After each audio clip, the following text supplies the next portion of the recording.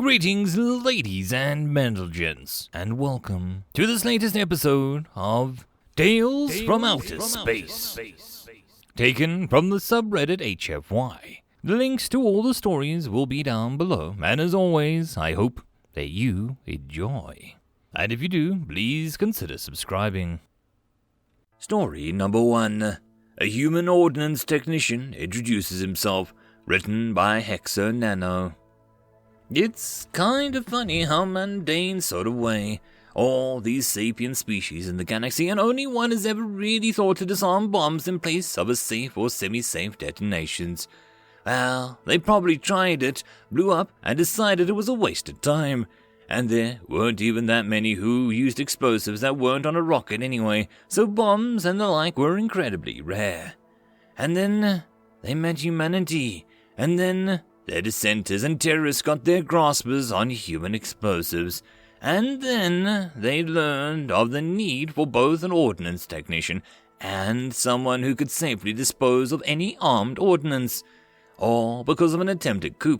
Granted, neither of those in power nor those seeking power were without blame, and we weren't allied with them in any way, but we really didn't want to see innocents die. So we sent a disposal unit to save a few lives. That was when the galactic community realized that humanity was really damn good with explosives, and that the solution to all the new homegrown terrorists with their reverse-engineered human explosives was humans. Shocker, huh? After this massive leap of logic, a new type of soldier was created, the Human Ordnance Technician, the HOT. It's not been good for our collective ego. So, here I am, introducing myself to a new group of Xenos.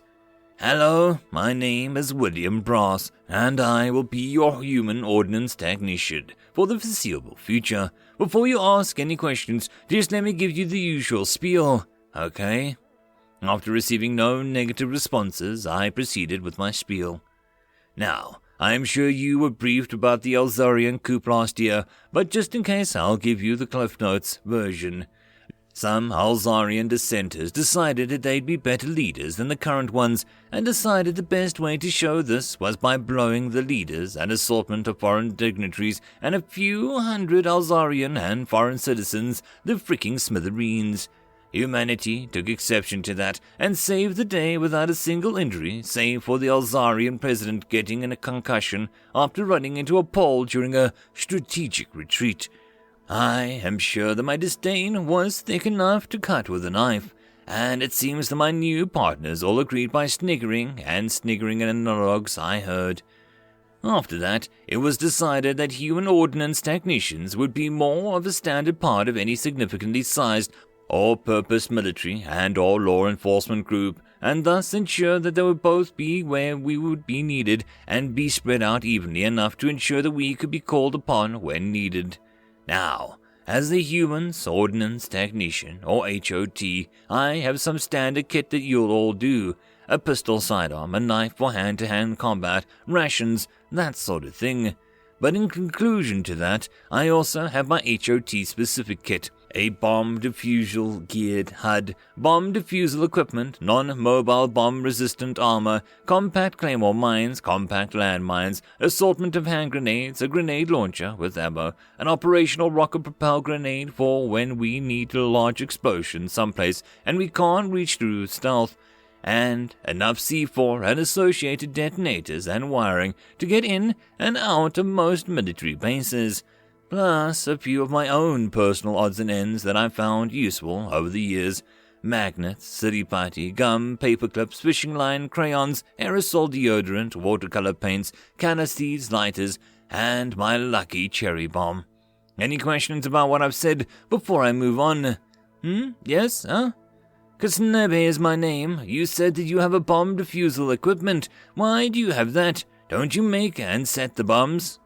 Well, yes I do, and normal ordnance technicians in the human military usually don't defuse bombs, but as a human ordnance technician, I have to fulfill both roles, which means that I'll eventually have to spend some time elbow deep in the enemy's bomb. How do you withstand the strain of doing that, or being so close to the enemy explosives? Well, I spend a lot of time with my own explosive, so it's less stressful because of that. And the way I see it, if I make a mistake and can't activate my armor in time, it'll be someone else's problem by then. And what's your question, miss? Vinv, sir, you mentioned a non-mobile armor of some sort, said the bipedal hexapod gecko. Yes, the BRA. It's a specific version of your standard force field armor, except that it doesn't function well in motion. But when it works, it allows me to shrug off most explosives that I can expect to come across. And it also makes for a wonderful fortification for allies to fire from as long as you can hide behind me, since I can activate and deactivate it in a split second. The moment I finished answering Vim's question, there was another waiting to be asked. This time a string that looked like a player character from a Dad Octopus game from the early 21st century. My name is Nudaka, and I was curious about the difference between the two mines you mentioned. Well, a landmine is buried beneath the substrate and detonated when someone steps on it, then off of it. It's good for area denial, but over the centuries we've figured out new uses, and with the new ones being 1/6 the size of the older models, it's easy to carry them in case. The claymore mines are stood up and out of sight of the enemy and in areas where we expect to be walking through and are detonated when someone walks too close to a certain patch of space in front of them. Good for traps in urban environments, especially ones with little wildlife. Now, it was time for what I can only describe as a Jadoon to ask a question. I'm Nim. What are grenades? Well, that was succinct. Projectile explosives. Hand grenades are meant to be thrown by hand. Grenade launcher is a natural progression of this. Essentially a gun that shoots grenades. Both of these grenades tend to be fragment grenades, which are built to throw shrapnel in a 360-degree radius around them. So, when I toss one, make sure that it lands out of your line of sight and that there's something sturdy between it and you. And the rocket-propelled grenade, or RPG, is a very large grenade, more like a small missile, that is fired from the shoulder-mounted device and is essentially for times where I can't get an explosive 70+ meters away from me, either due to stealth difficulties or obstructions that I can't launch a grenade through. Like unarmed doors or walls, as an RPG can punch through a variety of obstructions before detonating. And your question is the perfect segue into the end of my spiel.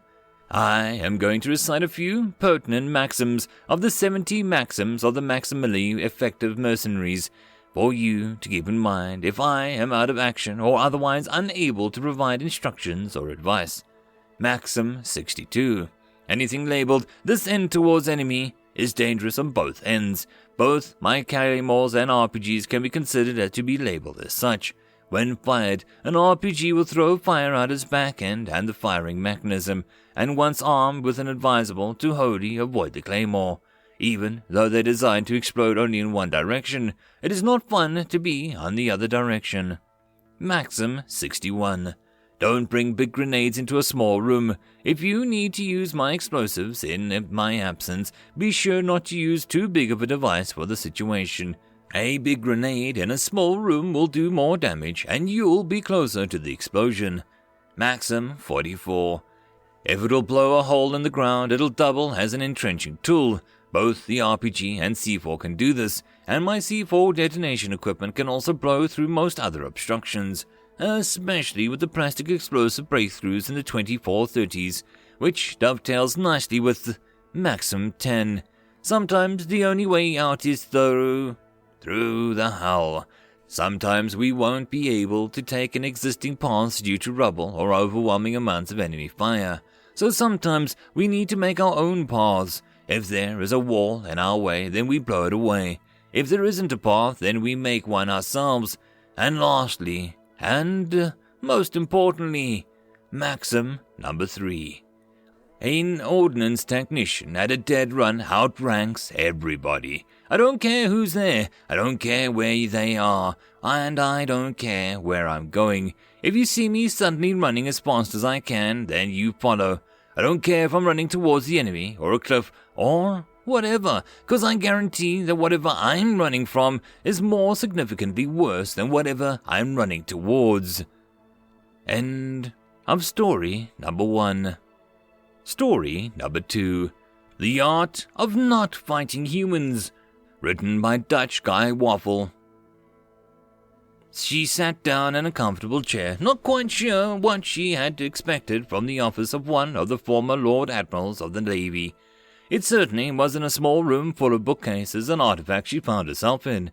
She took a good look at the man himself, noticing the lightening on the feathers around his eyes, showing his age and wisdom according to the old Makati culture. "Thank you for allowing me this interview, Lord Admiral Karaku," she said, dipping her head slightly. "I understand it's a bit of, sore subject with you." The man sent her a smile, her small fangs on display in a rare show of openness. "Please, Miss Harak, it has been a long time since I held that title. Just Karaku will suffice." She nodded. "All right, Mr. Karaku, do you mind if we begin?" He waved his hand. "By all means." She took a moment to compile the questions, activating a recording program and taking a deep breath. "Mr. Karaku, thank you for having me. You were the lead admiral in the Gamma Equina cluster campaign, and you described this as your new autobiography, The Art of Not Fighting Humans.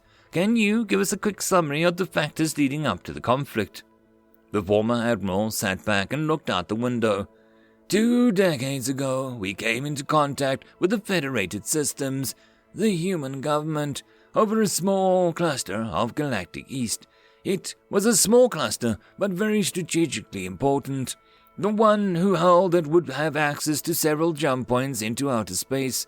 Suffice to say that when humans staked their claim there, they assembly reacted, badly. He looked at her again. There was some token negotiations, but in the end, the politicians trusted the military more than the diplomats. He chuckled. It never ceases to amuse me how quickly they changed their tune. So you immediately declared war on the Federated Systems. He took a moment to gather his thoughts. Yes, but I think it is important to nuance the statement a bit. She looked at him curiously. How so? He shifted his seat. Well, war in those days meant something else to us. We were expecting to go into a cluster and fight some token battles, and then take the system and its industry with minimal loss of life. That is how it had gone between the major galactic powers for centuries, you see. We knew the humans were a military inferior, so we didn't expect the strategic kibosh we found ourselves in. You'll excuse my language. I see. So, what happened that turned the campaign into such a kibosh, as you put it? He took another moment. Have you ever heard of the Quintus Flavus Maximus? She shook her head, motioning for him to continue. He was a military tactician who lived several millennia ago. He famously avoided battle with a feared enemy opponent. Harak frowned. Excuse me, he avoided battle. How did that help him win? Well, what he did was deny the enemy direct confrontation, harassing him as he chased him down his army. This way he preserved his own forces while weakening the enemy. Right, and this is what happened in the Gamma Equina cluster? She asked. Yes, to an extent.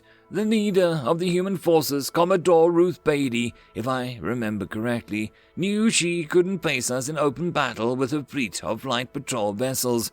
All she had were heavy cruisers and 2 line carriers and front-line battle units.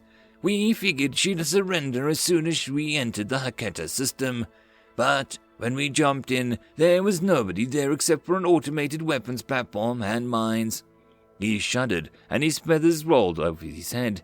And the drones, of course. Those never damned enough drones.